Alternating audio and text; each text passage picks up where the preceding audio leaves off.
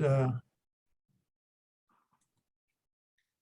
they're all being recorded now. Let's ask if there's any public comment. Has anybody signed up or come in from the public? I'm not expecting anyone. Okay. Should we do the roll call now just to get everybody who's here? And Yeah, I'll Okay. go ahead. I've got the list. All right. We can start with Ann Gravitt, I'm here. Bob Sellinger. Expecting Lori Stegman, Corky Collier, Dave Ritma, Here. Eric Mueller, Here. Shirley Craddock, Here. Erica Molander. Here. Not expecting James Allison, not expecting John Niama, John L. Bell, Mary Helen Kincaid, Michael Jordan, here.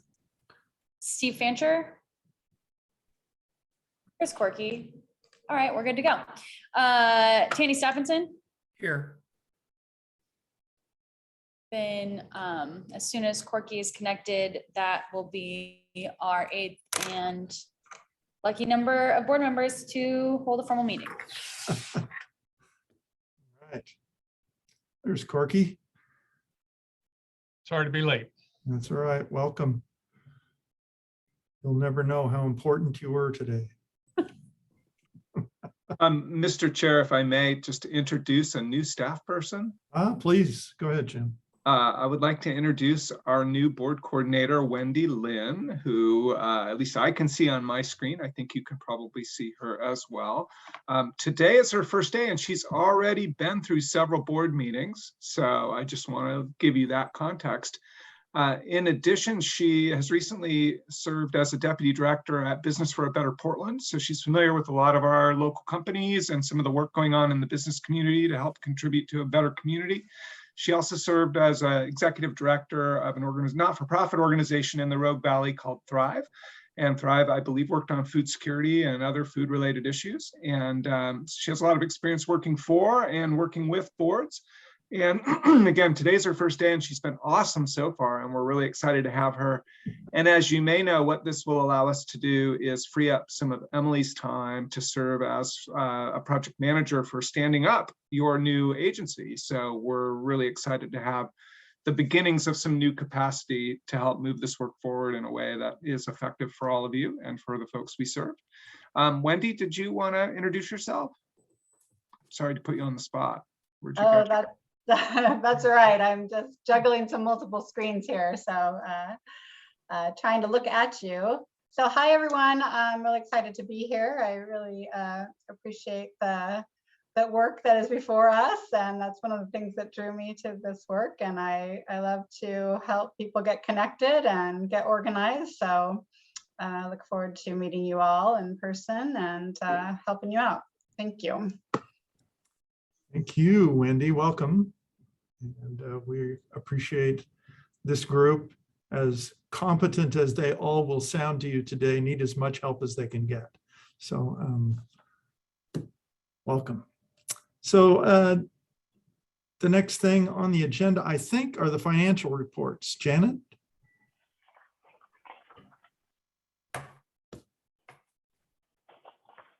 Janet, you're muted. Sorry. Okay, I'm going to share my screen and this is, you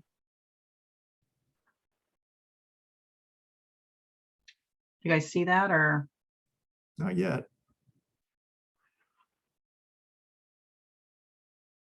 Well, let me try this one. Here we go. There we go. Okay, so I'm hoping that I'm seeing the same thing you are, but this should be the Urban District Revenue Summary Report. Yep, it is. Okay. Okay. Well, when we merged the two files, the revenue showed up as page 2, which was incorrect, but we can do this. So anyway, this is just a current financial statement for the urban district. This is something that you guys had asked to see. And there's really nothing much to report. You'll see where we have the budget for $1.2 million. The beginning fund balance, we budgeted the $832 from previous year.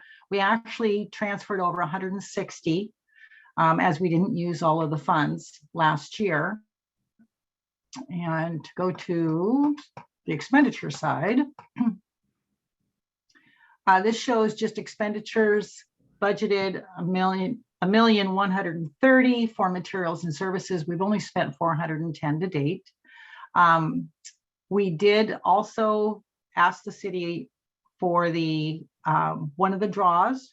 We sent a letter out asking for $500,000 for right now, and we did receive that just last week. So I wanted to make sure everybody understands that. But anyway, this basic financial statement, I don't think there's probably many questions to that right now. And now I'm having difficulty finding do you know where the board packet is, Emily, that I can access?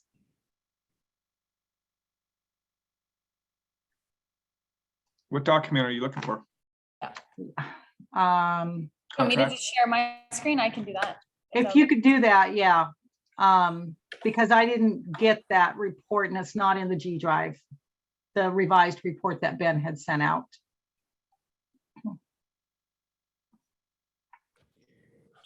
Sorry, just a second. Thank you.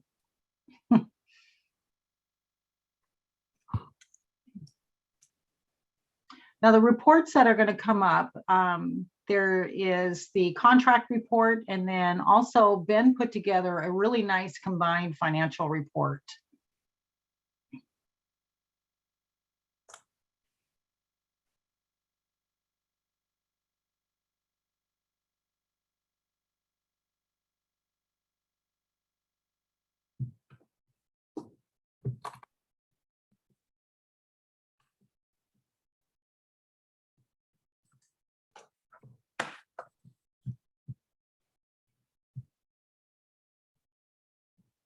Sorry, this is give me problems. Let's see. Like, Ben, do you have access to it? You can call Yeah, it. here we go. That'd be great. Sorry, folks.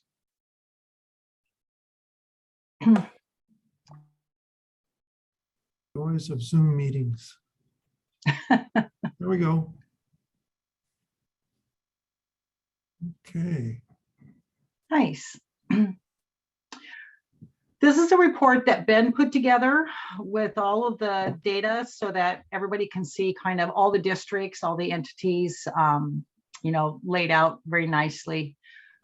But this shows all of the different actuals, and then it also shows where we are for the current year, and then with the budget. So naturally, the urban district has what their budgeted amount is for this year. Oh, he did insert the actual of $410. That's helpful. So I guess, is there any questions about this? This represents expenses through January 1st, 2022. And it shows our payroll through December 17th. So I guess, are there any questions about any of the data that you're looking at?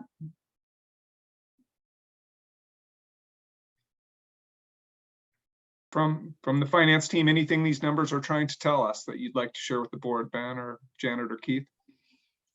It looks like Eric is raising his hand. Ah, yes, Eric, excuse me. Yeah, hi. Janet, could you tell me something? Eric, And your audio is breaking up. I may have to switch. Let's go on, and what I'll just follow up with Janet and the other members of the team on my questions about the financials. Okay. You also Great. could put questions in the chat if you want also.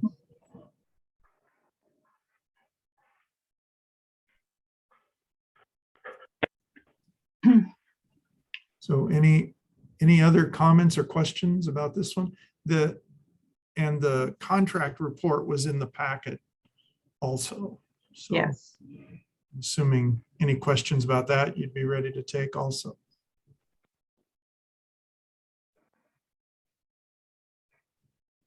Hearing none other than Eric. Oh, Shirley. Hi. I was looking at the contracts and I see that you had a contract with Cascaded Behavioral, whatever the rest of their name is, and regarding the homeless people. I'm just curious, were they tied in with the work that Multnomah County is doing, the Office of Homeless Services, or Joint Office of Homeless Services? Are they working directly with them, or is that some independent work that they're doing for you? I recognize you were trying to help open up access to the pumps, and I'm assuming that's what that contract was for. But I'm more curious about the relationship that organization is having with the Office of Homeless Services. So I think I can dive in unless somebody else from the team. We've had behavioral health on contract, Cascaded Behavioral Health on contract for a number of years, Councillor Craddock, and they've been very helpful in doing outreach to people who were camping or otherwise inappropriately using our facilities. And things were working with them really well until last fall. And with the pandemic, the size of some of the encampments really grew. So we do meet regularly. We have Aster Moulton on our team is coordinating our homeless outreach efforts and is working not only with the joint office. I've been trying to get some time with Mark Jolin, and we're working on it. But we had a meeting recently with a number of different parties who are working in that outreach space. And I can't speak to whether I think the county hires them to do additional work, but we're funding them separately in order to have the capacity we need and the time frame that we need. But we try and stay connected at the same time. I hope that answered your question. And if others on the team want to chime in, please do. I only ask that, I just knowing that now that the Metro Supportive Housing Services funding is moving, and I hope, my goal, that we're going to find that they're working, all these different organizations are working together. And so I was curious to see if that was happening in this case. So thank you. Yeah, more opportunity to be had there. And I think everyone's trying to pull things together. I would like it to be a little farther along, but I know people are trying. And it's a good reminder for me to redouble my efforts to sit down with Mark and others at the joint office.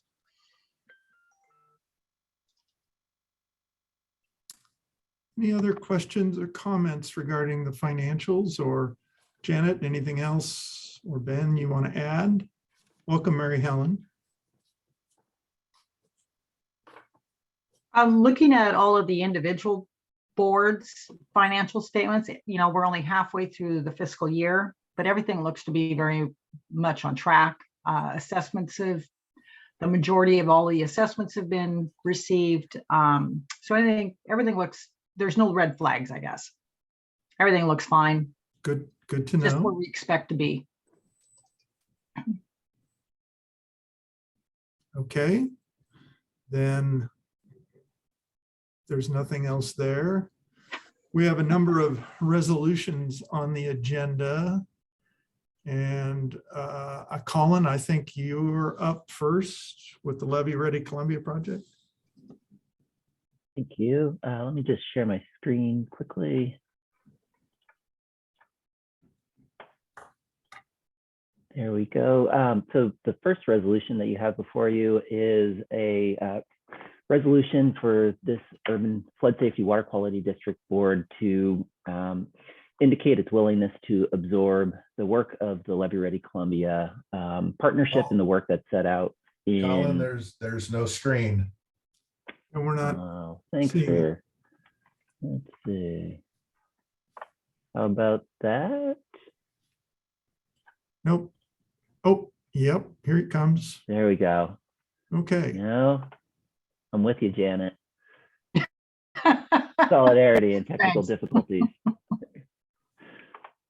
So yeah, this is a topic that we brought to you last month, and the resolution that was in your board packet is to indicate this board's willingness to absorb the work of the Levee Ready Columbia intergovernment agreement, the IGA board's work, and to incorporate that into the board's work of the Urban Flood Safety Water Quality District. So on this screen just has a few bullets that were presented last month, but just a quick review. And then I have the resolution language to walk through and invite Hong to contribute any additional details there, and then open it up for conversation. So again, the purpose of the resolution is to have a more streamlined process to really be able to incorporate some of this board's mandates into the project planning work that will eventually be the capital projects that are required and are the goals of the Levee Ready Columbia IGA. It also clarifies some of the decision-making requirements, especially for projects that are going to ultimately be this board's responsibility to fund. And then there's a better efficiency for having fewer meetings and a little bit clearer direction on who makes those decisions. So if that will work. So this is a lot of language, not expecting you to read it here, but I did want to have it up more for conversation. So the resolution, the resolves are that all of the existing Levee Ready Columbia board memberships that align with the board membership of the Urban Flood Safety Water Quality District, that those parties would provide written confirmation of reappointment. And I have a slide that has all the corresponding membership, if that's helpful. That's also attachment A in the resolution. It also clarifies in the resolution that will institutionalize the purposes of this district, ORS 550, Urban Flood Safety Water Quality District, into the planning work in those Levee Ready Columbia projects. And then just lastly, it requires the directors that serve on both boards to do the work that is defined by this district when it related to Levee Ready Columbia projects. And actually, that was not at all clear, but it's basically to say that when you're working at and basically wearing the Urban Flood Safety Water Quality District hat, that you are basically serving in that role and not in the Levee Ready Columbia role. And I may have gotten that one a little bit off, Hong, if you can provide any clarity on that piece. Yeah, the point of the resolution is to have those common parties for the board members to serve on both boards, and that while you're serving for the LRC entity isn't going to go away until the end of its lifetime, which is expected to be in 2024.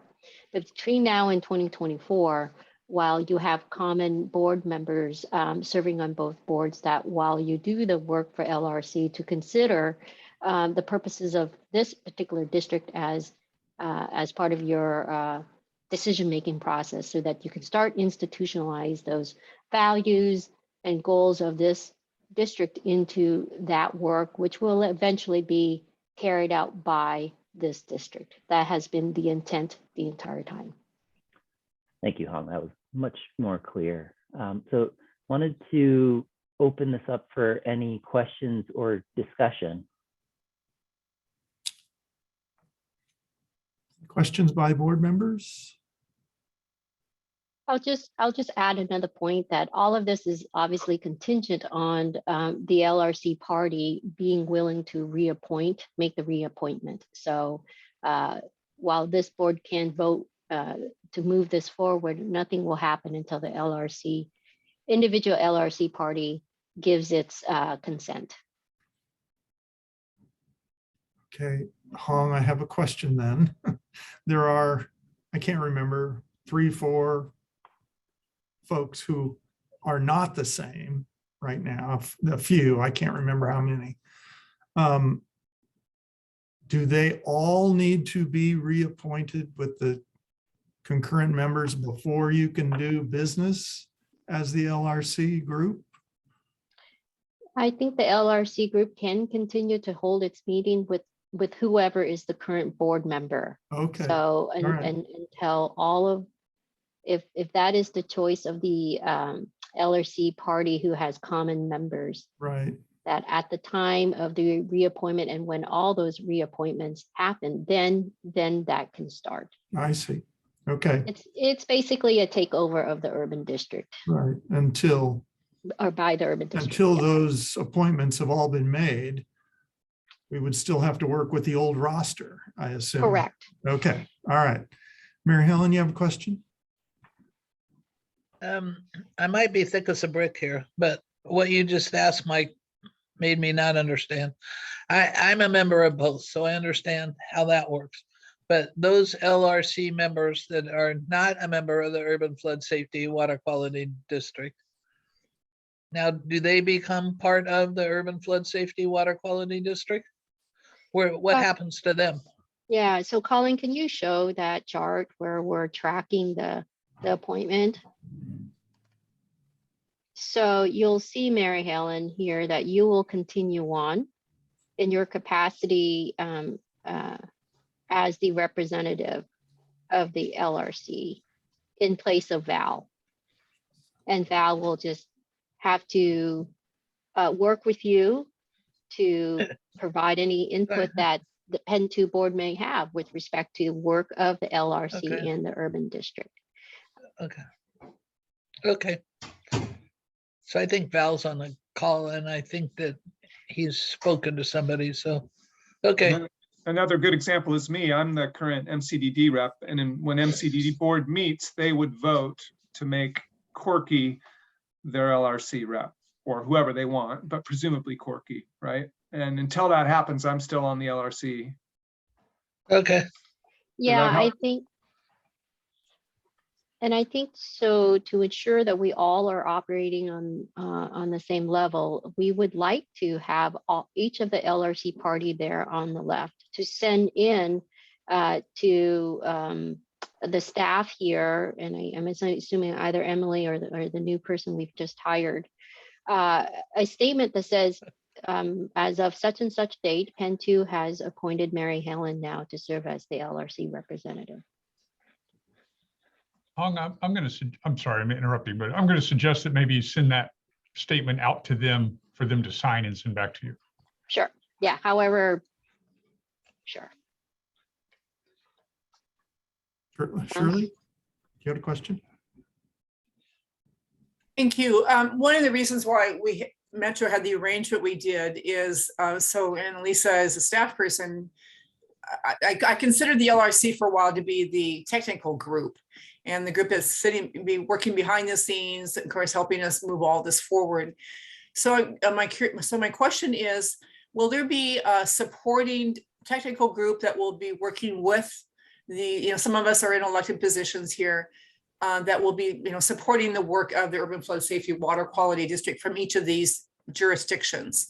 Will there be a staff person that will still stay involved if they're not on the urban flood safety and just be paying attention to what's going on, give any words of wisdom when it's necessary? I know that a lot of our committees in cities and of course Metro, you have your elected body, but then you have your technical body, that advises what the work that you're doing. Is that going to be, are we going to have that dynamic with the Urban Flood Safety Water Quality District? It's a great question, Councilor Craddock, and we will, the intention is to continue having the Levee Ready Columbia Technical Advisory Subcommittee be able to meet, especially as we are, from the technical side, we're still advancing the certification projects, and so need continued input. Where we really had a challenge was we have a number of alternatives that have been identified through that technical work group, making the decision around which ones to advance and some of the other types of decision making, making sure that it aligns with the mandates of this district who would actually be building it. And that gap is really what we're trying to address here. So we'll still have the technical support. We'll still be having wider distribution of emails and information so that staff are able to track it.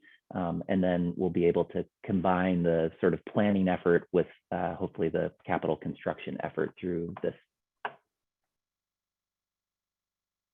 Does that help, Shirley? Okay. Yes. Okay. Other questions?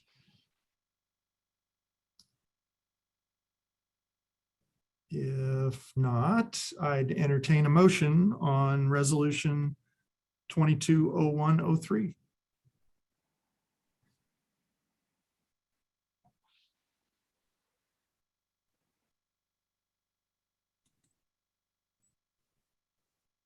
I'll move to approve resolution number 2022 -0103, absorbing the work of the LRC into the Urban Flood Safety and Water Quality District. Thank you, Shirley. Is there a second? I can second. Thank you, Anne. Moved and seconded. Any more questions or comments?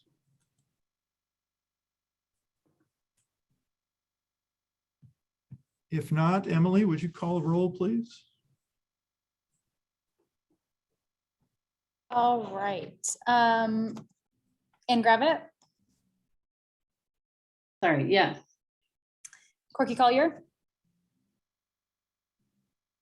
Also, sorry, yes. Dave Ritma, Yes. Eric Mueller, Yes. Shirley Craddock, Aye. Eric Molander, Aye. Mary Helen Kincaid, Aye. Michael Jordan, Aye. and Tanny Stephenson. Yes. All right, thank you very much. The next one, I think, is Kelly. Is that right? For the LCRB? Good afternoon. I'm also going to call on my buddy Jim Knopf for a couple of content items. So you all should have received the resolution in your packet describing the LCRB rules that we've proposed, as well as a copy of them, which is, really light reading and really interesting if you don't do this every day. So I apologize. I'll pull up my screen here so that you all can enjoy the same coffee that I'm looking at. Eric Mueller obviously read every word because he's laughing hysterically right now. Okay, so hopefully you can see my virtual coffee for you all to get through this. Okay, I need to click over here. Okay, so this is what we're going to be covering in the next few minutes. First, we're going to recap some prior LCRB discussions and actions that you've already taken. Hopefully it's a little bit recent in your mind that we've passed a couple of times some personal services rules. So we have talked about these things a little bit, but so now this is kind of the whole shebang. We've got the personal services rules included in here, as well as everything else. So hopefully this will be the last time that we need to do this for a while, pending any substantial changes that the Attorney General wants to make with the model rules in the coming years. Next, we're going to go over the rules and take some questions and discussion about that. And then hopefully we'll come to a place where you all feel comfortable voting on the rules. And I don't know if that's supposed to say schedule for future discussion, because I don't plan on having any more. I think that's from a prior. So unless you really are interested and want to discuss this more, I plan that this will be our last discussion for a while. So just to recap, we've done signing authorities as well as some LCRB rules with the urban district. So for our contracts, you passed the contract signing authorities delegation policy, which describes the types of contracts that Jim Middow is allowed to sign and which powers retains with the board. We also passed financial signing authorities, which provides check signing limits, bank account, who can transfer, all those kind of things.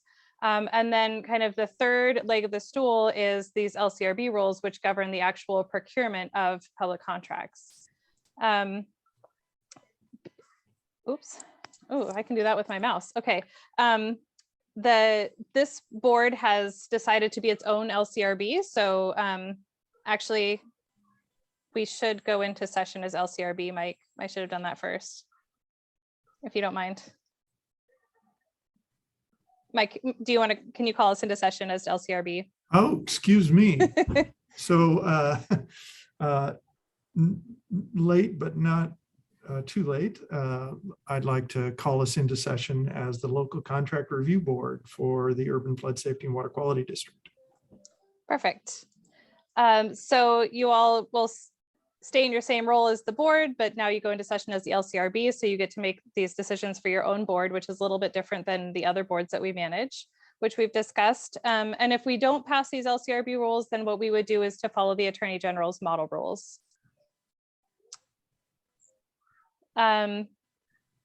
The types of decisions that the LCRB can make, and this is again just a recap, is to adopt these procurement rules. That's what we're doing today, and then to decide on exemptions and exceptions to the rules. So something like a sole source, we would put together findings as staff and bring those to you in session as the LCRB, and you would approve it or disapprove it, depending on what you think. And we would bring to you all the requirements and everything so that you'll have some parameters to look at.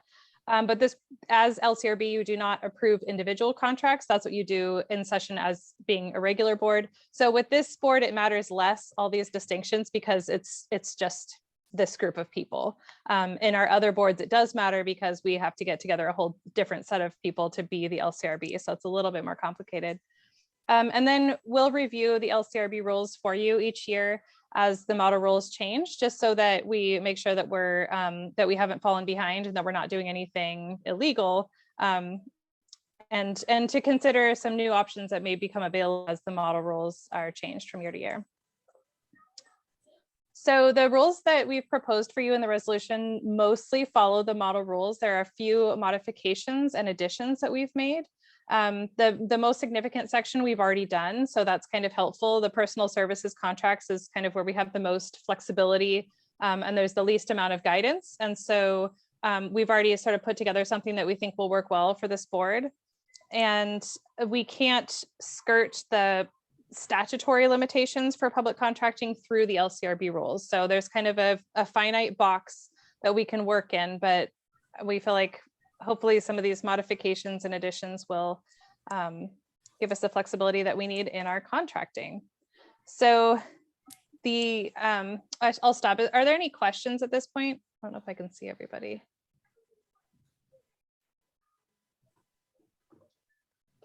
Okay. I don't see any hands right now, Kelly. All right, then I'll keep going. So the definitions within the rules and the signing authority delegation policy, so they're meant to overlap and work with each other.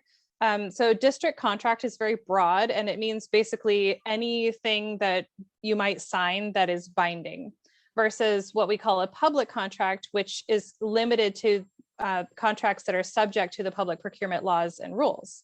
And so this set of LCRB rules is intended for that subset of contracts.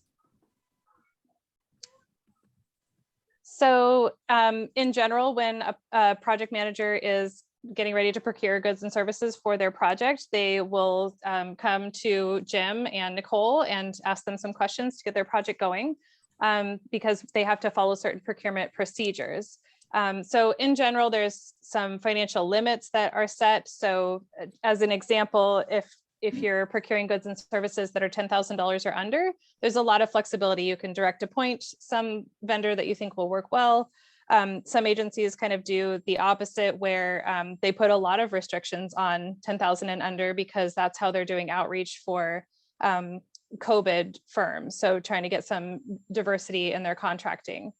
And then as you get up to the $150,000 limit for goods and services, you're looking at doing 3 bids. So at least getting 3 sets of choices to look at, so that you're not just picking somebody that may or may not be the best price or the best option for the district. And then as you get up and over 150, then you're looking at doing a formal bid, a formal solicitation and RFP. So it's a little bit different depending on the type of procurement that you're doing. So construction is a little bit different. Architect and engineering is a little bit different, but just in general, to give you kind of the concept, and a lot of you are familiar with this already because you're coming from public agencies.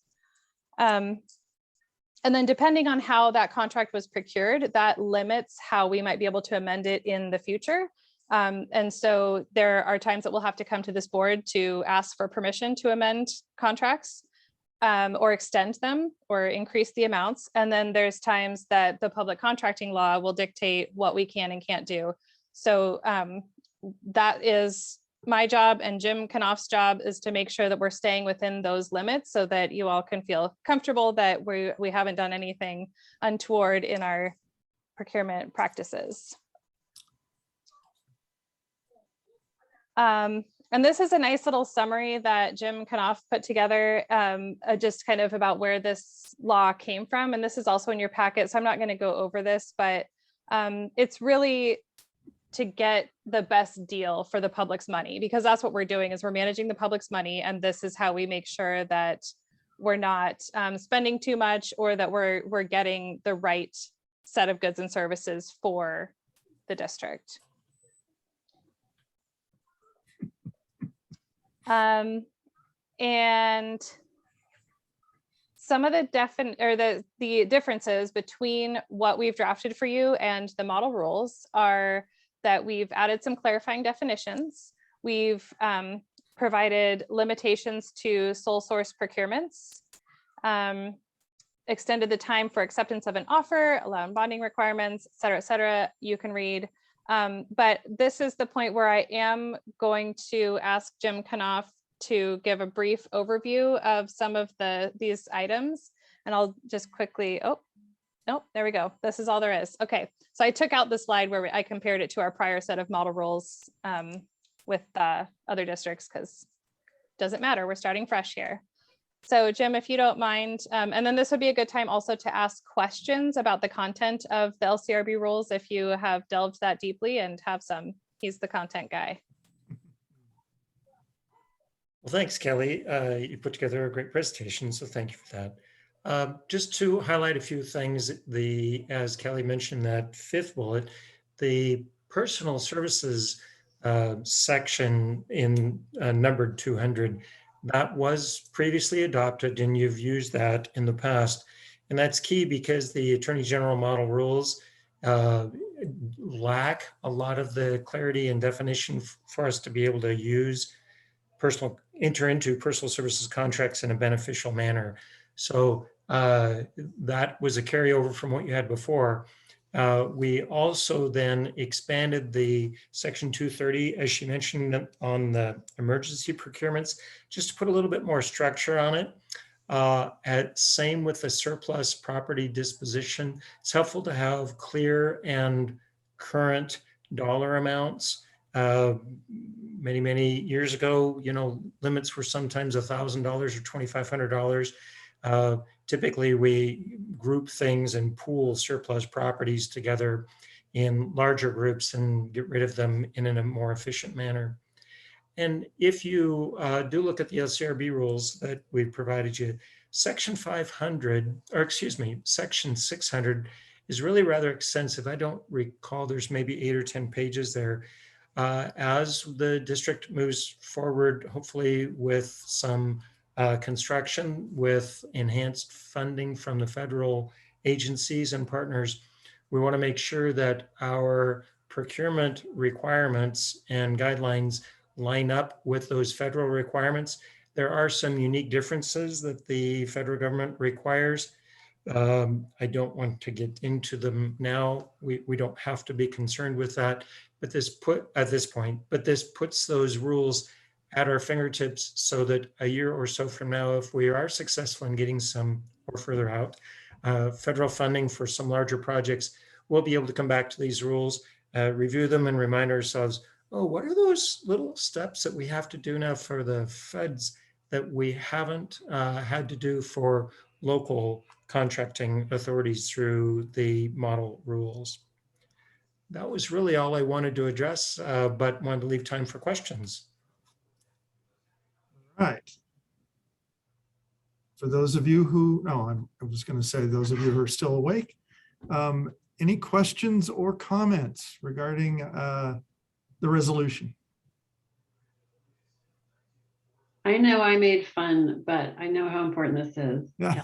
So thank you. It is very I want to diminish your good work, and I absolutely appreciate how important contracting is for public agencies. So thank you. But I do appreciate all the coffee pictures. I did want to just echo that all of this is at the root of public trust, which is in fact the basis of our franchises. So, and our procurement team's struggling with an awful lot of need and doing a great job trying to figure out how we can do it right. So I know you all know that, but it's worth stating. And our jest is filled with respect. You guys did a great job of summarizing this to the point where one of those slides could have been done without caffeine.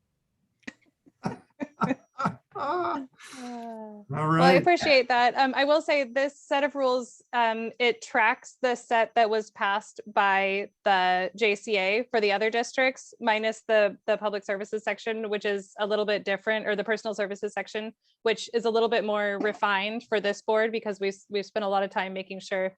So anyway, that's a little different, but everything else is the same. And so just know that by passing this, and I apologize to Tanny, who's had to read this twice now, basically, because it's pretty much the same, but that will give us a lot of, so we're doing the same thing for all the districts and not something special. All right.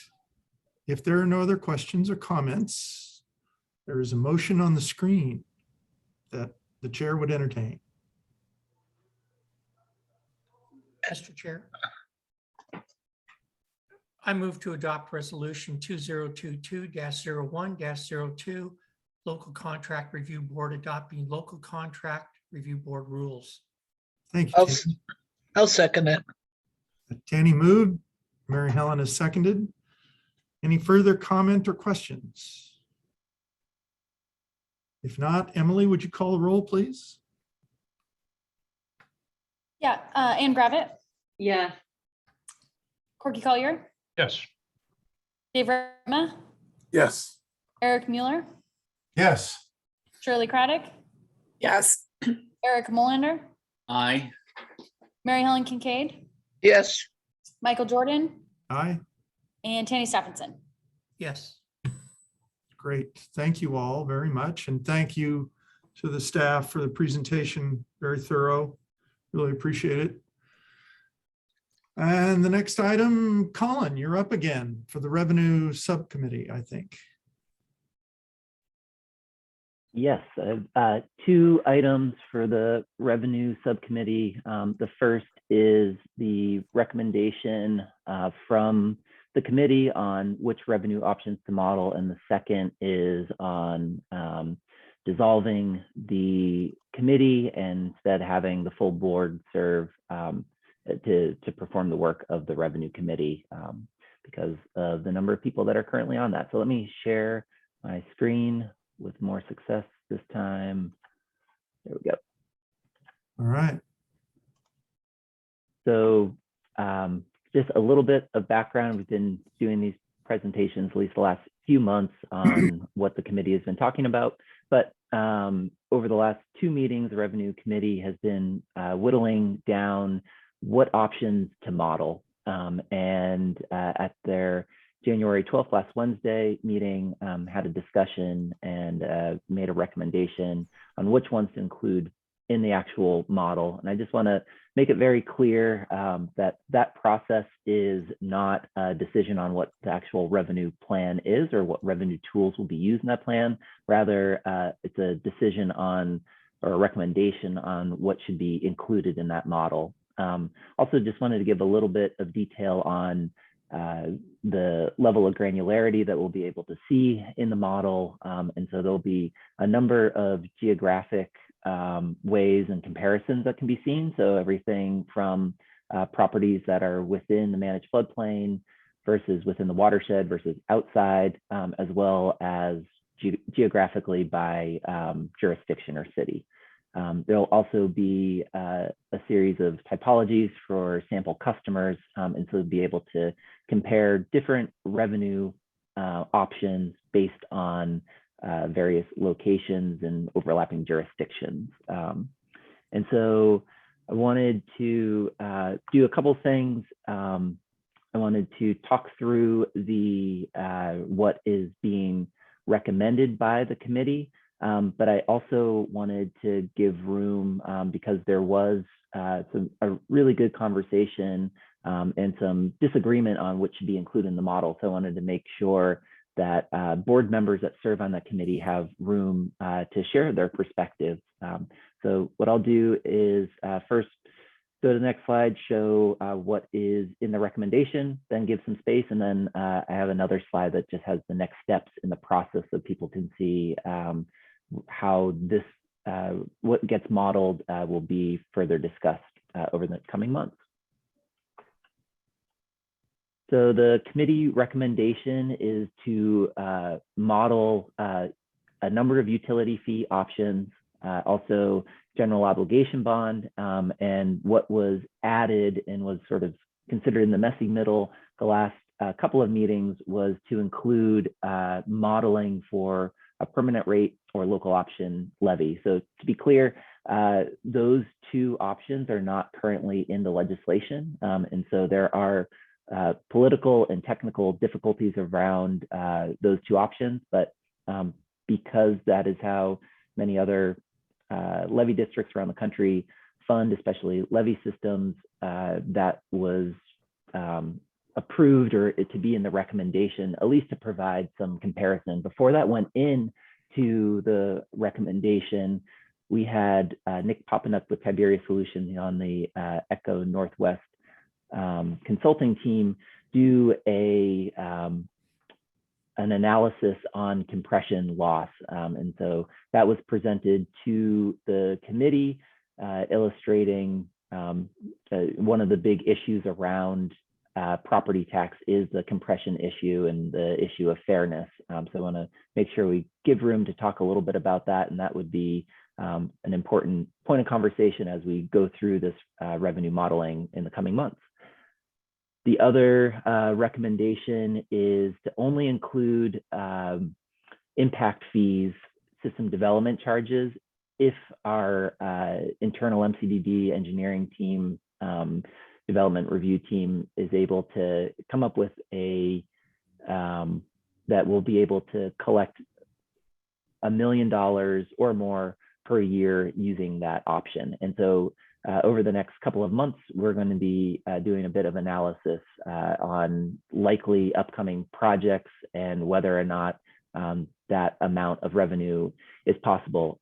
If it's not, it will still be listed, and there's a number of other revenue options, such as activity fees, that will be listed qualitatively, but won't be modeled just because they don't generate enough revenue or they're not reliable enough that every single year they would bring in a certain amount of money. Things that definitely are recommended not to be modeled and dropped out are sales tax, real estate transfer tax, tax increment financing, that's TIF, as well as payroll taxes. So those are no longer in consideration. And then I already mentioned that those other options would be described qualitatively.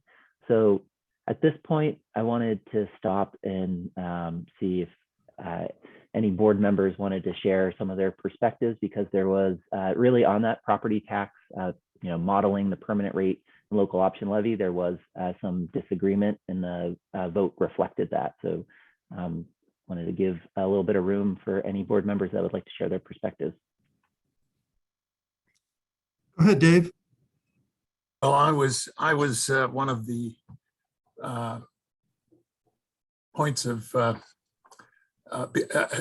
I was opposed to adding permanent rate and local option levy on the modeling list. And I'll just explain. Could I just ask generally everybody, we were sent a bill that was introduced in the legislature yesterday or something that also has some funding options that we never even talked about in our committee. Where did that bill come from? Who worked on that? Who drafted that? Does anybody know? We talked to the board a couple of times about that bill, and we worked with Jeff Condit and Hong and Kelly and some others. And essentially those are administrative changes that clarify the setup and the roles of the interim board and the elected board.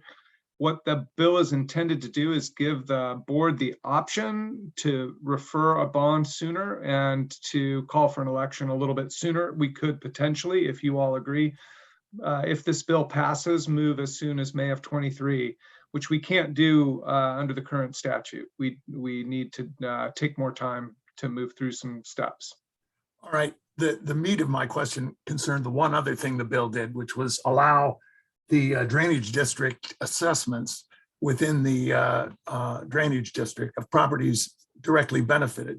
That was the key. That was a revenue source that we at our subcommittee never discussed. I will defer to Hong or Colin on the specifics there. I don't think we intended to. If nobody knows, I'll go on with what I wanted to say, but that, we at the revenue subcommittee were discussing the options we thought we should consider, and that one wasn't even there. But it has the same problem that I objected to the permanent tax base also. I don't think there was any intent to add additional revenue tools, but to clarify the ones that the legislature originally laid out. Oh, no, it's number one in the, I don't know, I have it right here. Number one, assessments made under ORS 55310 against beneficial lands in the district with or without the issuance of works bonds. That's new. That wasn't in the original bill, I don't believe. Anyway, look, I'll go on. Frankly, this issue of how we're going to fund the ongoing operations of this district out into the future was my main reason for volunteering to be here. So I've appreciated everything else everyone's done, setting up the district. We've done a lot of great work doing all this, getting the thing going and all the goals we have.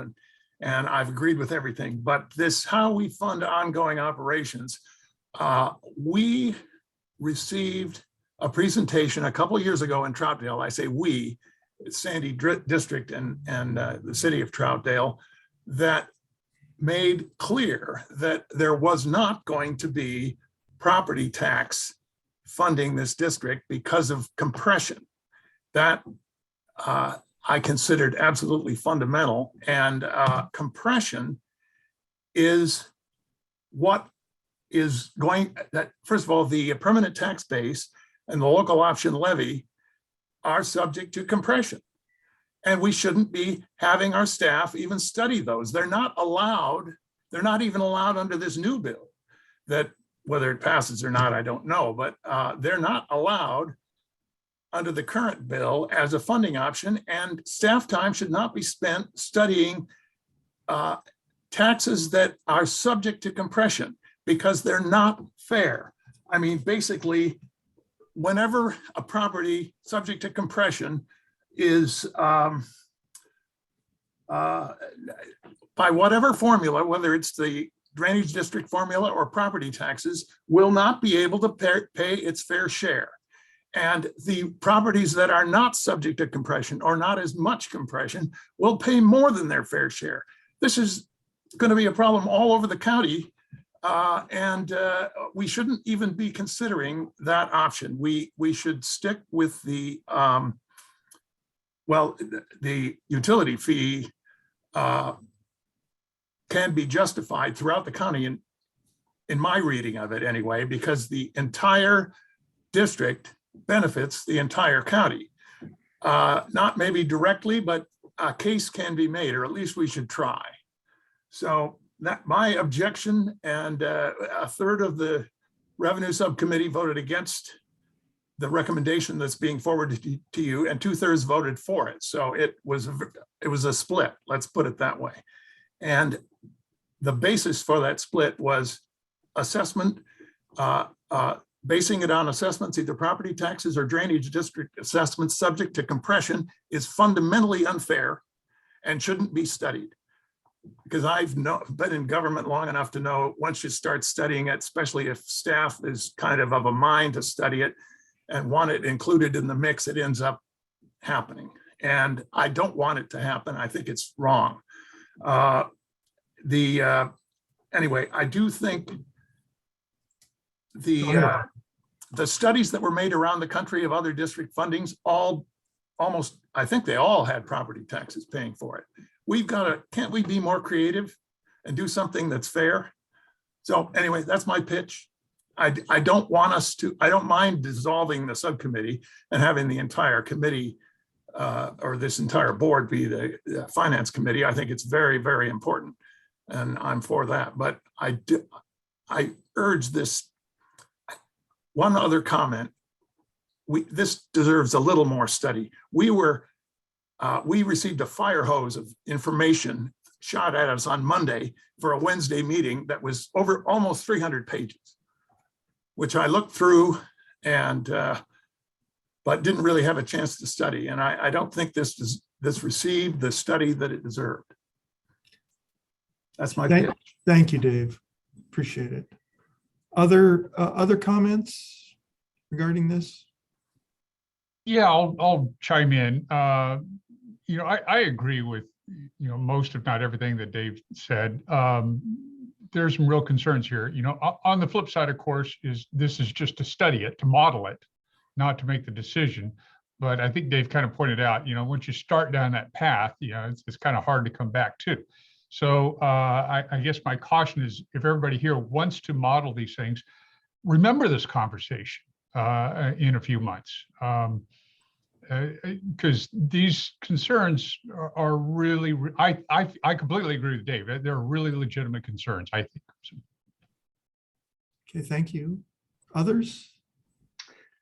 I guess I just add, Dave has been very clear in his perspective, and I appreciate that. I guess I just, on behalf of the port, I don't feel like I'm doing my job if I foreclose information being shared. I mean, the port obviously pays an extraordinary amount of money for these services, and happily pays them. But I also, in order to serve my organization, I need to be able to tell them that we've looked at all the options on the table that make sense, and provide my recommendation based on having all the information that can be made available. So while I absolutely appreciate the concern that just saying, well, this is only modeling and how that may feel, I also, just on behalf of the port, I really do feel like I need to provide them as much information as we can. And so I am comfortable with this being a step in additional research to give us more information.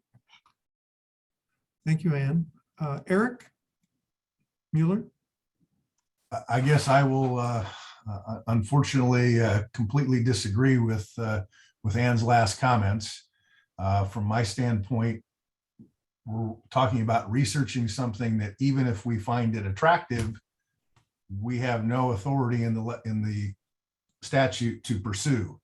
And spending time researching something that isn't available to us only delays the process. The revenue committee or whatever has been going on for months, and we need to stop talking about fringe options, whether it's impact fees, SDCs, sales tax, all the other various pieces that were there. And in my view, also these property taxes. We need to stop talking about those fringe items and focus on what I believe the statute clearly laid out when it was passed, which was there was the expectation that there would be a utility rate model used for the operating side, that's setting aside all the capital side. And we're just dragging things out. And the longer we drag things out, the longer Jim and his team have to continue to support this somewhat unwieldy organization of entities that are still independent, but are intended to come together, but yet have to be maintained that way.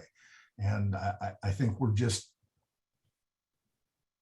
spending time unnecessarily pursuing information that we can't implement even if we like it. Thank you, Eric. Shirley? I assume that when we do the modeling for the property tax, that we would consider compression in that modeling. Am I correct? That is correct. That's my understanding. So we would get some information about the impact that compression would have both on this district, but on other districts too. That is correct. Okay. And then I don't know if I follow Eric's comment that we don't have the authority, the statute regarding this. So can you describe that comment? Currently, the only property tax that is available and in the statute is the general obligation bond. So the permanent rate and the local option levy as property tax, we would need to go back to the legislature and ask for a legislative fix to allow that. Thank you, Shirley. Mary Helen, you're next. My comment supports all that Eric and Dave eloquently said. But from my non-technical knowledge of this, I don't understand why we're going to study something that's going to take a whole lot more effort when there's other options available. And when they spoke of fringe benefits, oh, I gotta go. Sorry. Sorry, Mary Helen. Tanny, you're next. Okay, I just want to say that I agree with the comments that Eric made and Dave.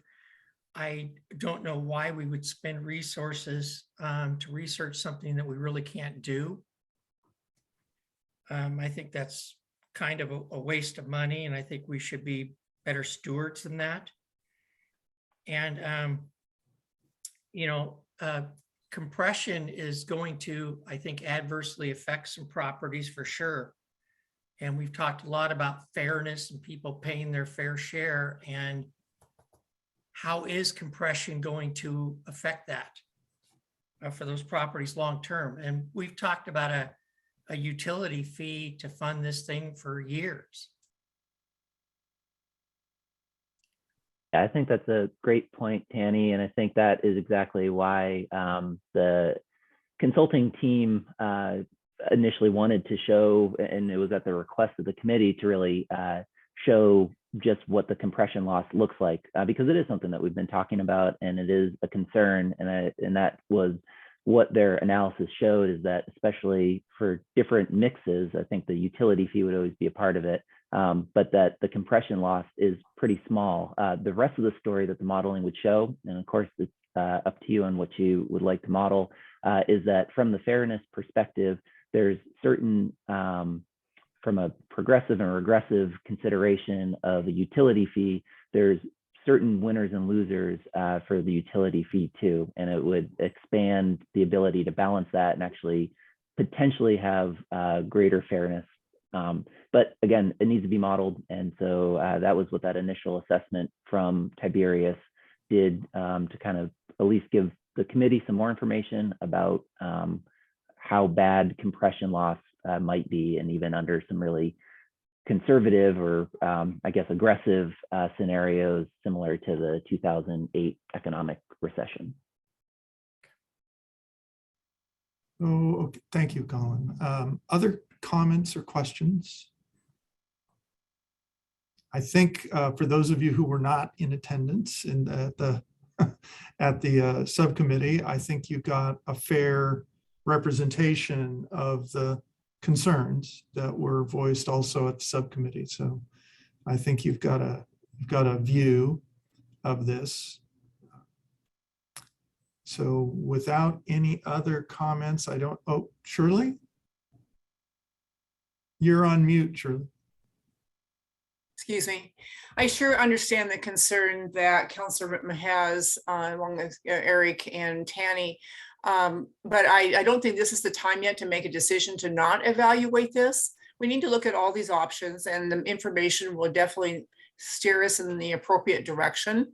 And so I think we need to do as much thorough research as we can. It's important that we, as a public body, need to thoroughly understand every option and be able to say back to the public, well, we explore each one of these, and this is what we've learned. So I think it's premature at this point to not evaluate all of these. We will have that ability to say no to one of these, or most of these at a later date. So this is, don't say no prematurely. Thanks, Shirley. Eric Wallander?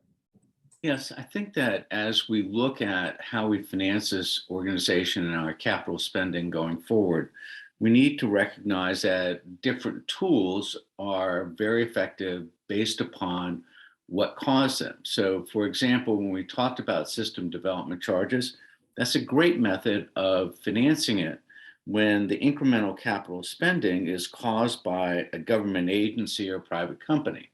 That makes an awful lot of sense.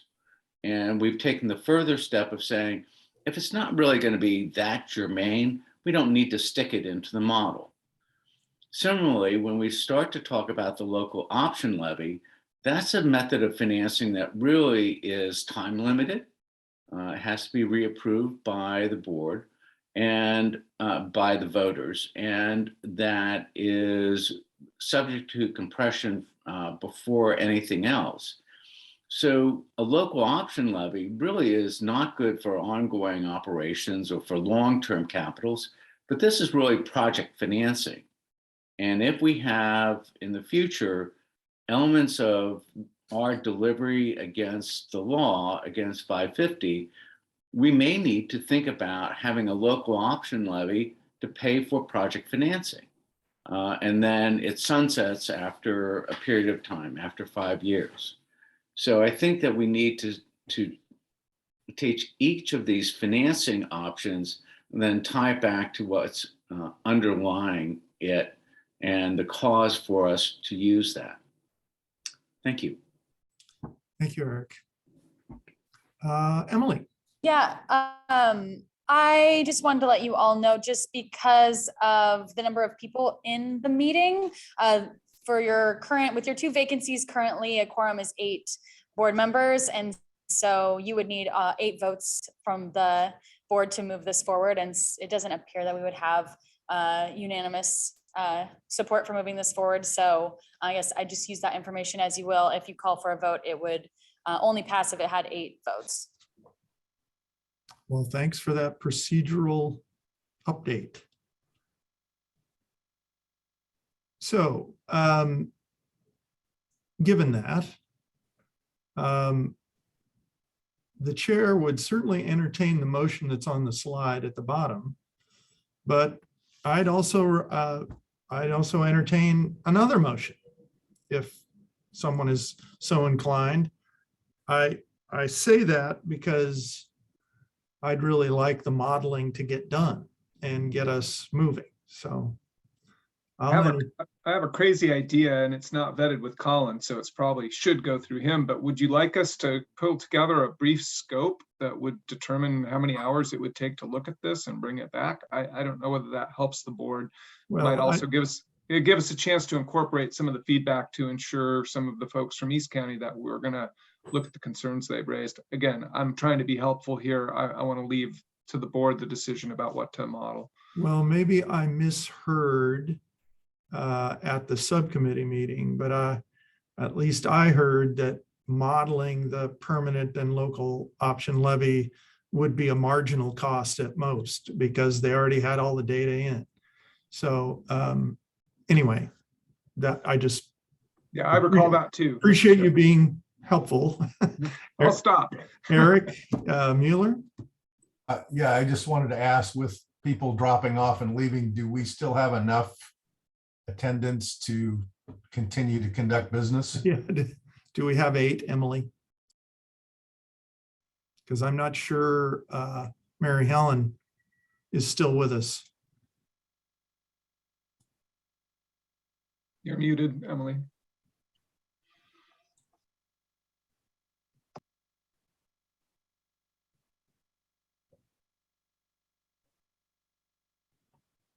The microphone's not working. My mics are running out of juice because of all the board meetings today. So Mary Helen was 9. So unless anyone else has left, we should be fine. And I'm looking right now.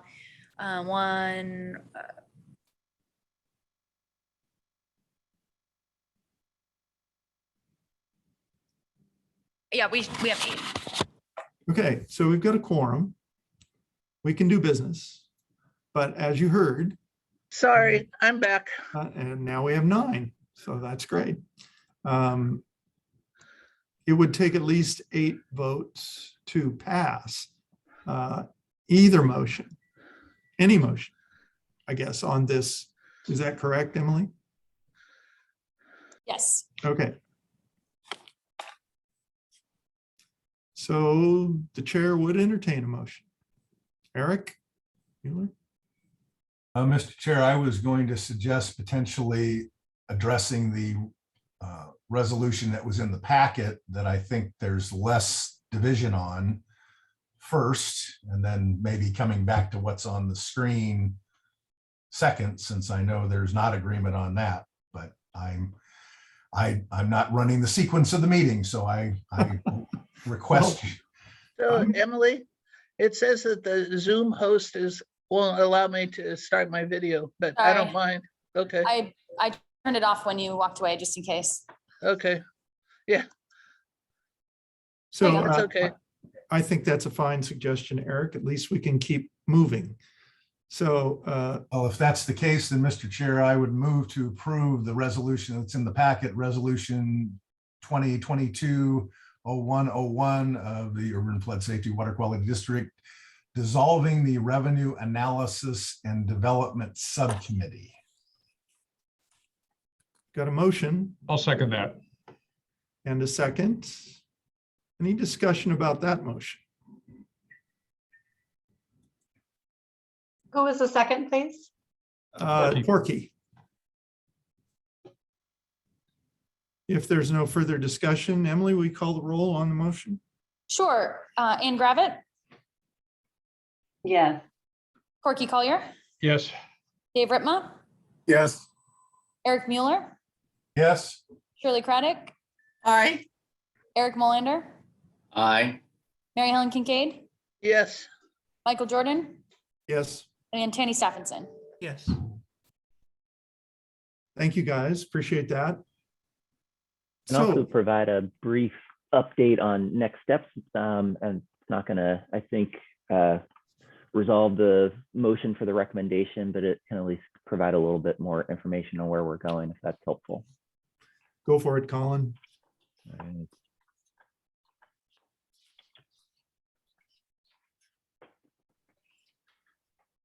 So really, this January decision on revenue options to model, might not be resolved right now, and we might need to shift some of these pieces around. But currently, for February, the intention is to have a pretty robust conversation about the decision-making process that's needed in the coming couple of years.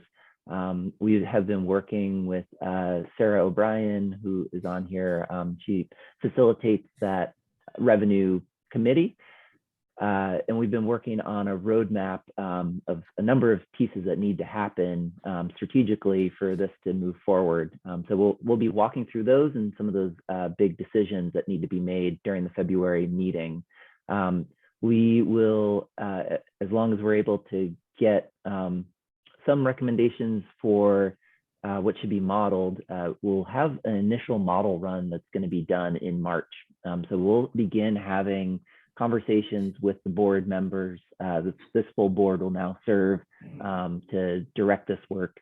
And that is to make adjustments, to refine what's in there. And at the same time, we're going to be working with a number of stakeholder groups, as well as some additional subcontractors that have expertise in green infrastructure and other work, to take our current capital projects and estimates and scale it up to meet the mission and mandates of this new district. So that will be placed into the model for subsequent runs. We also will be able to provide an equity analysis of that work and a little bit further discussion of how some of the different revenue options could be combined and what they look like geographically, and actually have them mapped out. And that would be in March and April. We'll have this model will be done iteratively. And so we'll be able to continue making adjustments, and board members actually will be able to sort of put different inputs in and see how that actually affects certain sample customers and the overall costs and how they're distributed. So the goal here is to have a Hopefully can you still hear me? Yep, we can Okay. still hear you. Just switched.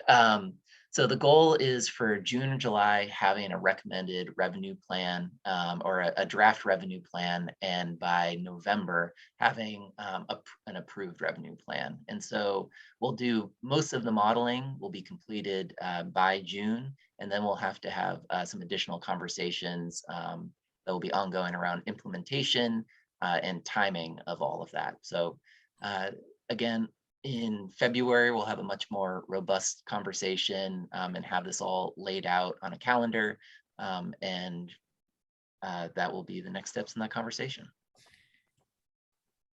So Any Colin, questions? you tell me if I heard you incorrectly.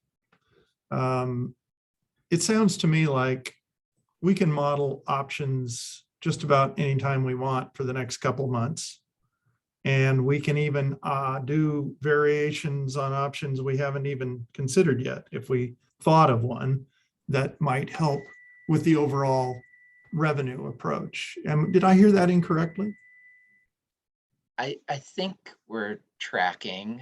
So what the consultant needs is basically the final list of what options to model.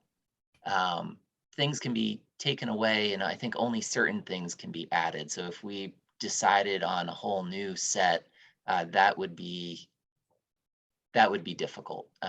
So things can be taken away. It's harder to add things. So I'm going to suggest, since I would need probably a lot more information, but and I think this discussion is going to continue for a while. I would suggest that if there was a motion to adopt the recommendation without the permanent rate and the local option, that we might be able to find 8 votes for that and continue this conversation.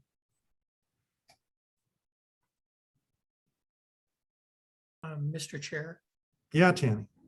I would move that we would adopt the Revenue Analysis Committee's recommendation for studying the GO bond and the utility rate. And I believe, Tanny, I'm not trying to, I believe the modeling is optional regarding the system development charge based on the amount of money per year also. Yes. So with that. And without the permanent rate and the local option levy. Correct. Well, I would second that. So we've got a motion and a second. The motion is to move forward with the recommendation regarding modeling a utility fee options, a general obligation bond, and system development charges contingent on the relevant costs being greater than $1 million per year. Any comments or questions? If I may comment on that, it just will be, I think, an additional expense that is not currently, that wouldn't be an expense if any other options need to be added in. So things can be removed, but cannot be easily added back in. But isn't, I'm sorry. Just a moment, Mary Helen. Okay, Shirley, sorry. you have your hands up. Well, I guess I see as we're shirking our duty. We need to look at all these options. We're not making a decision on what option we will choose. And by being able to compare these options will really give us that picture of which one of these would be the best to use. So by moving looking at the property tax and the local option levy is not making a decision about that. In fact, it will give us more information, and we may find that the utility fee is the best option. So to remove that from this decision-making process now is way too premature. And I just don't see why it's necessary to do that. I see it as really, again, as we're shirking our responsibility. Let's just move forward, and then we'll come back to this at a later date after we have that in the all the information. Thank you, Shirley. Corky? Two things real quick. I want to make sure that Dave saw the note from Evan in the chat. I'm not sure how much bearing that has on it, but and then my I think it's a question is I think I heard staff say that modeling with the local option levy was not that much more, that part of it added in there didn't cost that much more. But then also just now Colin seemed to be suggesting that if we did add it in next month, that it would be quite a bit more. I guess I'm a little bit confused. I understand that maybe the timing of it has something to do with it, but is modeling of the local option levy expensive or inexpensive? Adding it back in and doing additional model runs or redeveloping the model and the contingencies or the connections within the model is expensive. So adding it in at the front end is pretty efficient, and we lose the efficiency once the model is developed. So I guess yes and no, and I guess want to stress that it can be done and it can be added in later. So it's not an impossibility. Mary Helen, and then Eric Mueller, and then Dave. My question is, and I can't understand this part, why are we going to study something and pay for it? I mean, when you say expensive, Colin, things that have obvious opposition that I don't think will change, as in the property tax, the permanent levy, local option. Is there knowledge that whatever that is will drastically change, say, Dave Tanny's my opposition to it? Or are we, and I guess when you say expensive to add it back in, I don't know what expensive is. If it's $1,000, $10,000, or if not studying saves, provides us with any efficiency, equity for them to spend time on other things. It's sort of like we're going to study something we aren't going to adopt anyway. That's kind of what I'm hearing in the conversation. But if somebody has some other view of that, I understand the need to know all the options, but if we already know that it's going to be opposed, and to one of the districts, and I'm going to guess what I've heard from Penn 2 members is they're opposed to property tax. So I don't know that I could go out and say, oh, we studied this and we aren't going to use it, but it was a good idea. I don't know if that's clear, but it's kind of like we're going to spend money to study something we might not adopt, or do we just not spend that money and spend more time or thorough time with the consultants on other kinds of topics? Yeah, that's definitely the decision the board needs to make. Expensive, I think, I don't actually know what the incremental cost or what an amendment would look like. And so I think the other form of expense is on time. If it was added in, we would just change the timeline. And I think that all those things can be managed into the question about spending the time to model, or I guess the reason why to do so. It's really the choice of this board. But there is information that can be shown how to mitigate some of the negative parts of a utility fee and potentially increase fairness. That's at least the intuition from one of the subcontractors. We need to do the modeling to show it. If we don't do the modeling, we won't be able to provide that comparison. And I think you're spot on, Mary Helen, that it might show or it might remain unpopular. And in that case, I think it would be the board's direction to not pursue that as a revenue option. Eric Mueller? Yeah, I guess I want to disagree with Councillor Craddock in that I don't believe that this is shirking our duties or our responsibilities. I believe this is us staying within the duties assigned by the legislature. The option for a local option or a permanent rate property tax are not options given to us by the legislature. They're not available to us to say yes to. So the argument that we shouldn't say no to them prematurely doesn't apply, because we can't say yes to them even if we like them. And I agree with what Mary Ellen was saying. Why do we spend money studying something not necessarily that isn't popular or that we won't approve, but something that we can't approve? So I appreciate what you just said, Eric. I just want to remind everybody that 2 years ago, we had no authority to do anything. We had no district. We had no ability to do utility. We had no ability to do a GO bond.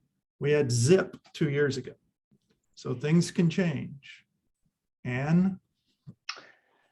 So I guess I need to start with a question, because I have been making the assumption that if we go with the long discussed and sounds like preferred utility option, that goes to voters. Is that an accurate assumption on my part?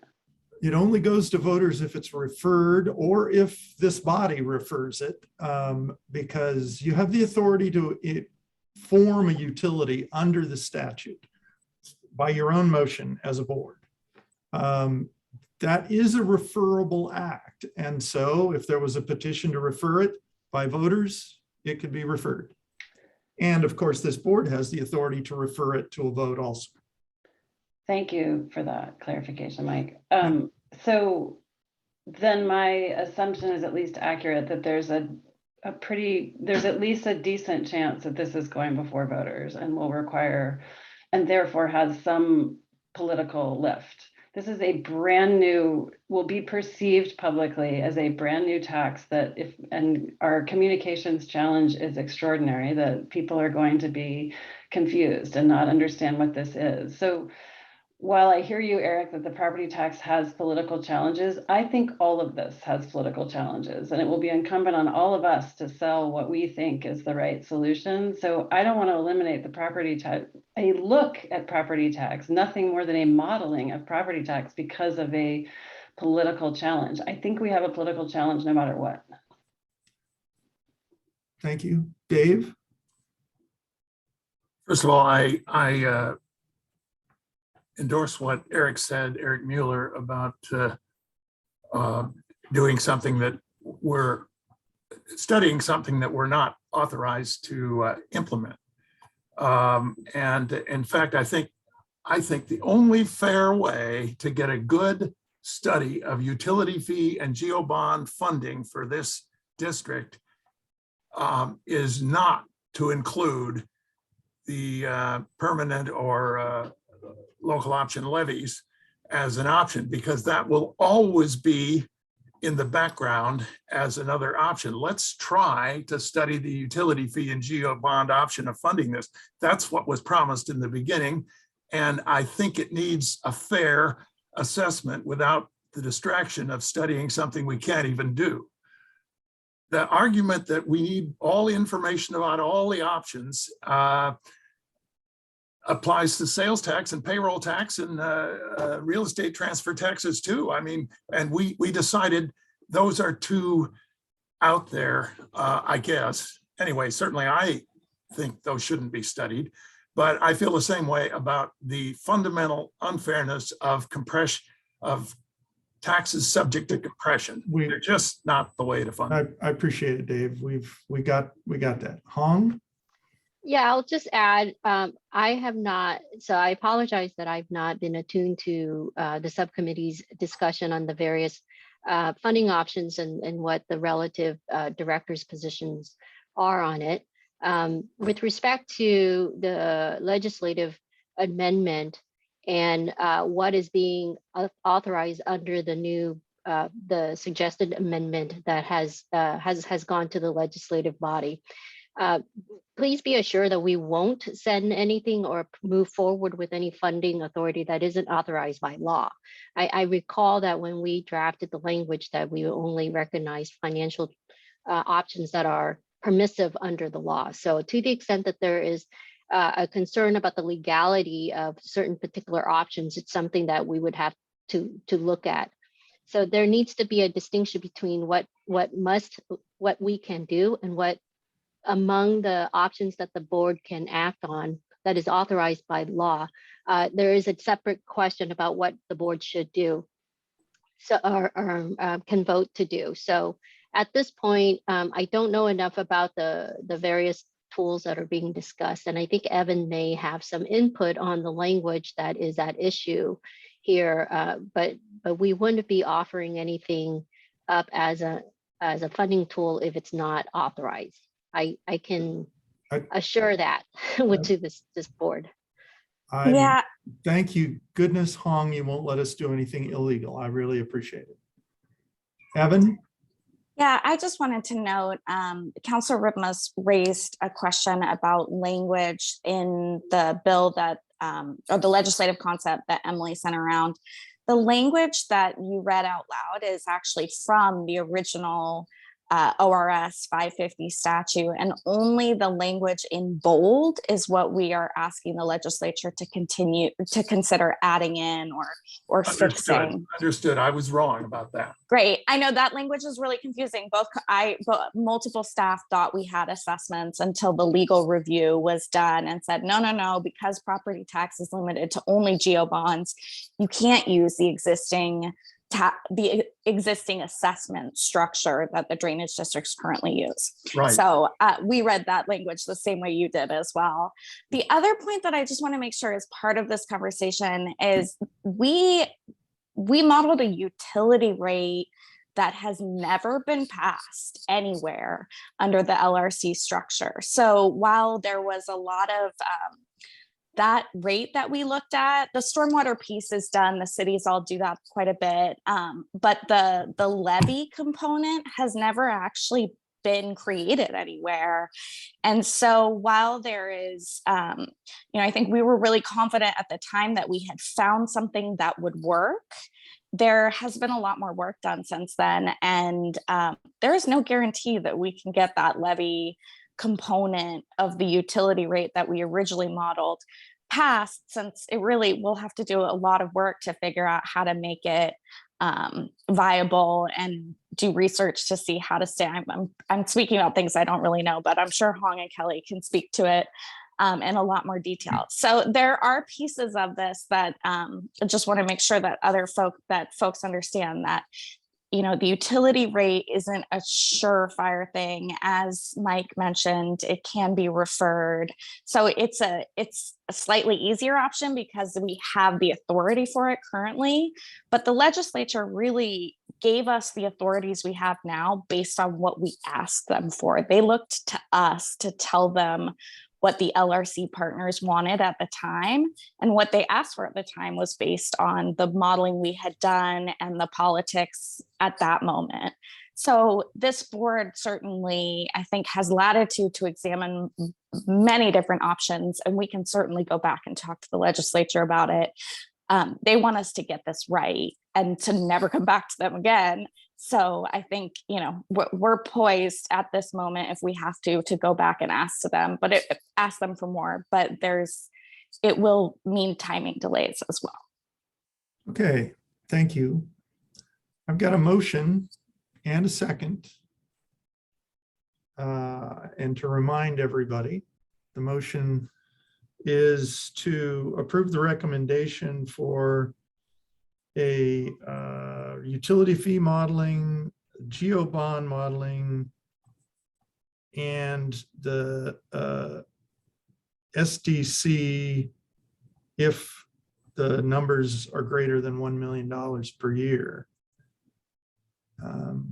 Did I forget anything, Colin? That will be including other legal forms of revenue collection that don't create more than $1 million of revenue qualitatively, or describe them qualitatively. You're talking about the SDC? Activity fees, there's a few others that are in that list. So it's basically anything. Oh, right. Yeah. Okay. Fees. So I think we've heard from everybody. I'd like to take a vote, and then we can decide whether we want to hang around for a while longer and talk to each other more about this. So, Sorry, Colin- Mike, before you move on, I'm now confused. So the result of this is the consultants would not be modeling the local option levy unless we act again. that's the motion that's on the floor right now. Got it. Okay, thank you. Any other questions? And just to clarify, it's everything in the recommendation but those taxes, I think is what Colin was trying to get at. Yeah. All right, Colin, are you calling the roll? Because I know Emily's gone. Emily is gone. Wendy, do you have that? I Yeah, can thank do you. that. Oh, thank you, Thank Wendy. you. Knocking on my door, so I'm not sure. Okay, are you ready? I'm ready. Ann Gravitt, No. Bob Salinger. See, I'm gonna probably name people that aren't here, so That's my okay. apologies. Go ahead. Lori Stegman, Corky Collier, No. Dave Ripma, Yes. Eric Mueller, Yes. Shirley Craddock, No. Eric Molander, No. James Allison, John Niyama, Janelle Bell, Mary Ellen Kincaid, No. Michael Jordan, No. Steve Fancher. I think that's everybody. Tanny Stephenson. Yes. Did I miss anyone? No, I think you got them all. So the motion fails, 7-3. Colin, I don't know how to get off this high center that we're on right now. Do we need to make this decision tonight? It doesn't sound like we're going to, so I think we should discuss an alternate plan or a way to bring it up, or different ways to discuss it. But yes, ideally we'd be able to let the consultant know that they can start populating the model. But if that doesn't seem possible, I think we'll just have to hold. Can I ask a question? Just from my limited knowledge, background, and all of this stuff, and my question about why are we spending money to study something that won't happen? Can the consultants do some sort of preliminary evaluation or discussion with Tanny, Dave, and Eric to flesh out why they think, or is there even a slight chance of that their districts would support this, because they're all intelligent people and far more educated about the politics. So if a way to continue with the revenue, somebody and Shirley both say we should study all options. I just want to be able to say I voted to use the best use of our funds to find a revenue sharing solution. So is there, I'm going to just say simple scoring card that you put all these things down and this many people oppose and we should look forward. Is there any way that you can change the property tax local levy to make it agreeable to anybody? And if not, then we need to accept that. But I mean, I think we need more, like you said, we're in high ground. It's sort of. Well, there are a lot of ways to get through this, and I appreciate what you just said, Mary Helen. I got a note from Nolan in the chat from Fairview. Nolan, would you like to say something? You may be on mute. I'm not sure. How about now? Yeah, I can hear you now. I double muted myself because there was no way I wanted to take and have you hear everything I was doing.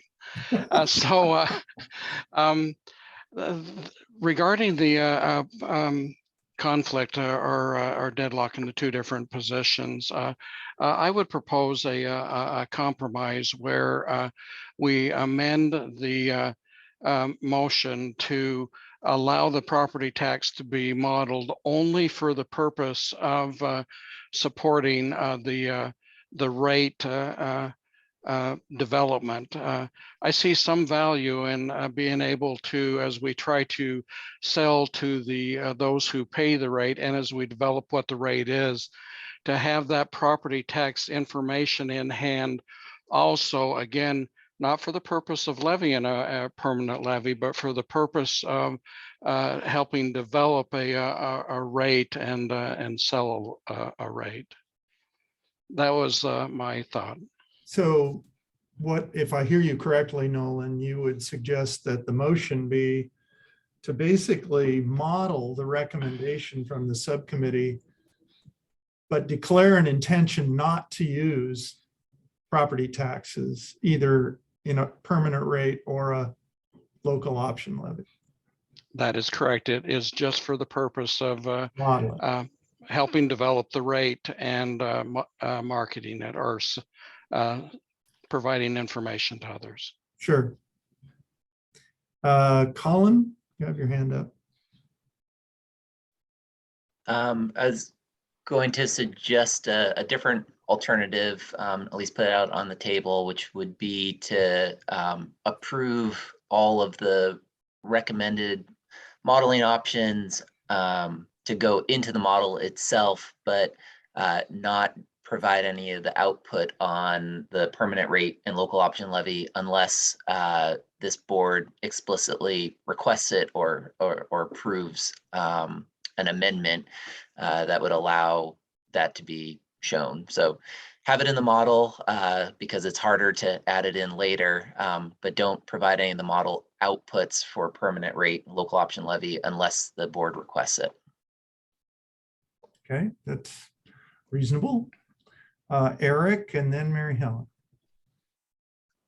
I guess I just wanted to clarify, make sure I understood what Nolan was suggesting was essentially that we model the local option and the permanent rate property taxes and have that information so that as we are potentially selling to the public the utility rate, if that's the rate that you were referring to, I wasn't clear, that we're able then to say, this is the proposed utility rate, and part of the reason we're going this way is here is this property tax information that we think is less desirable alternative, and that we have developed that information as part of our, essentially our negative argument toolkit for selling the utility rate.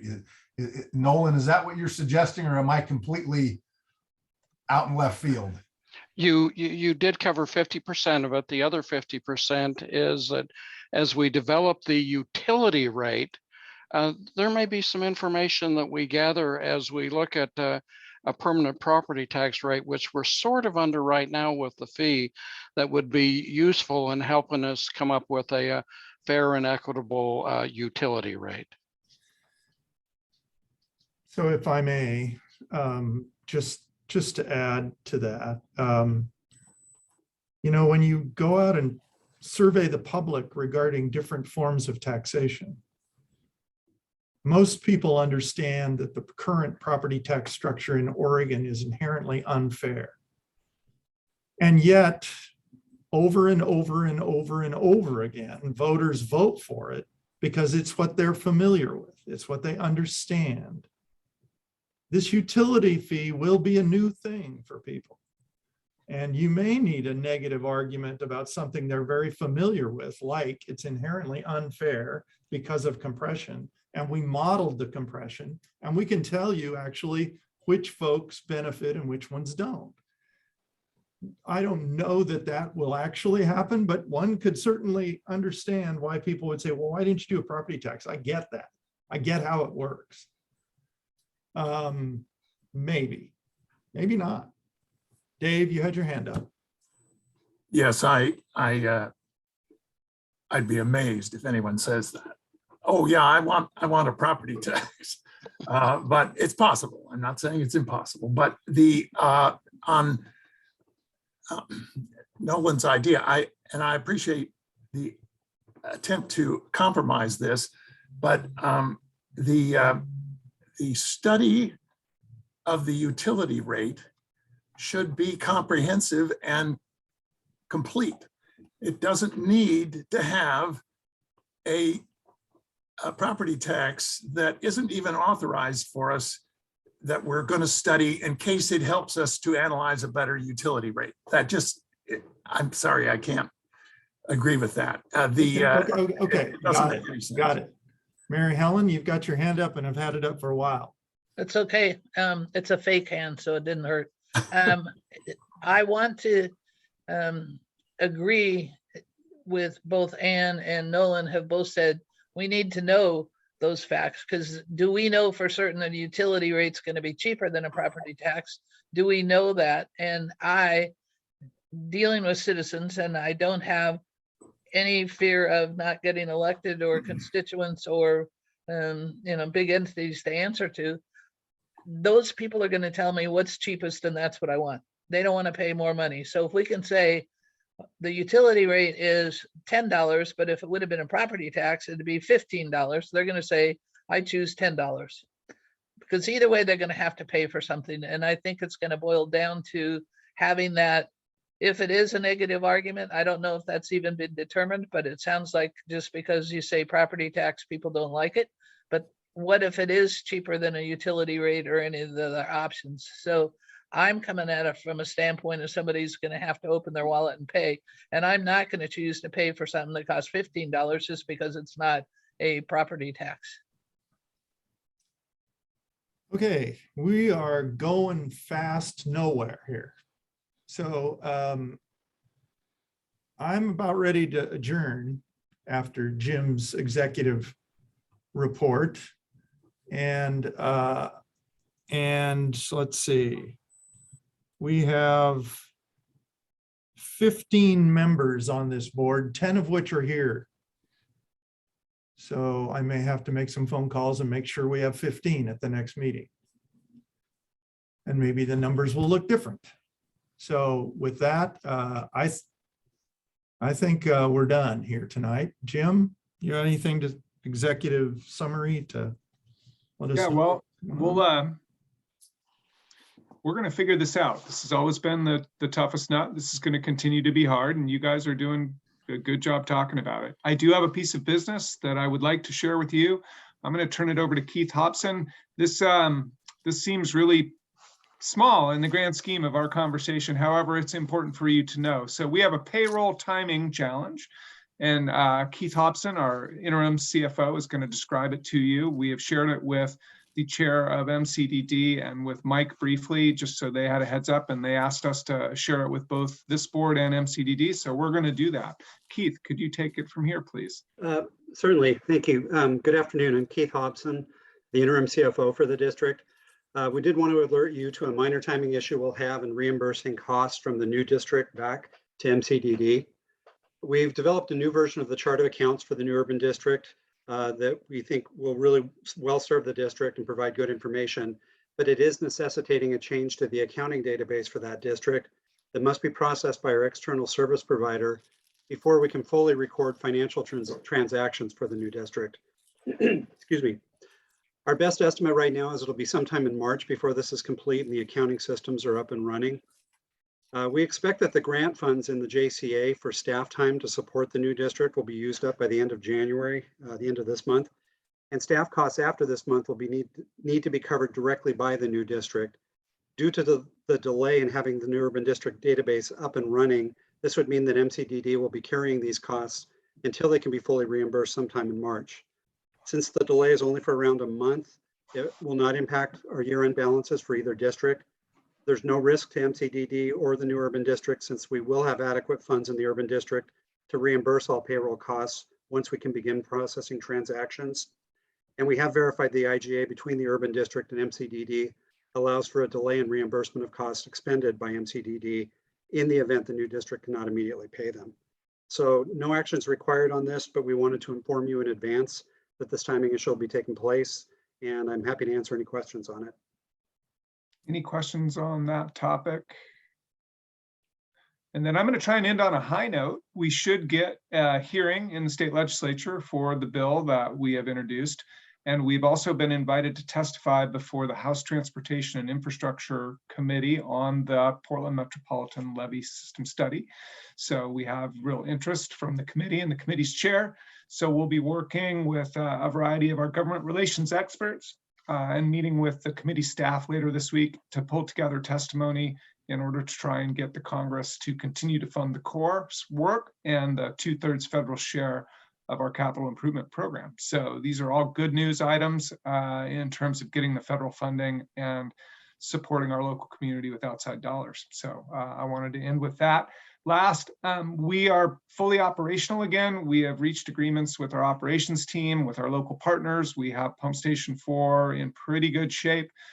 We have armed security going with the team, but it's operational now, and we are in a pretty good place with our ops team. I want to say security and safety is still an ongoing concern, but we've made a lot of progress, and I want to thank the port. I want to thank Metro. I want to thank the city. All these agencies are stepping up and doing more work in the homeless space to help us operate our systems. So those are good things that are happening out there, and we're going to get through this funding question, and we're going to do it well. And we're going to modernize our system and keep people safe. I know you guys are up for it. We'll bring you a better idea next time. Thank you, Jim. Mary Helen, your hand is still up. Did you want to talk some more? No, but the only thing I would say is thank you very much for all the hard work, because we wouldn't be in this good place if we didn't have the great staff of MCDD and your leadership. And just to explain, my indoor cat got out, so that was what I had to race off, and she's more important to me than any of this stuff. But anyway, that makes perfect sense. That makes perfect sense to me, Mary Helen. Good choice. We are also reaching out to the list of potential board candidates. We've had some mixed success getting responses, but we're going to keep on it. So we should have, our goal is to have at least 1 or 2 candidates for your consideration as soon as possible. So that work continues. If you have any great suggestions, please call them, or if you need help reaching out, let us know. If the board authorizes it, we will provide an objective briefing to that person and try and persuade them that they should come work with all of you on this important topic of property taxes and others. Okay. All right. Thank you for all of your attentiveness and your comments and your good thinking. If anybody actually believed that somewhere between 10 and 17 people could agree on everything always, especially when it comes to something like taxation and revenue, you know, I don't know what they were smoking. So appreciate all your work and your good thinking. So with that, we're adjourned. Thanks.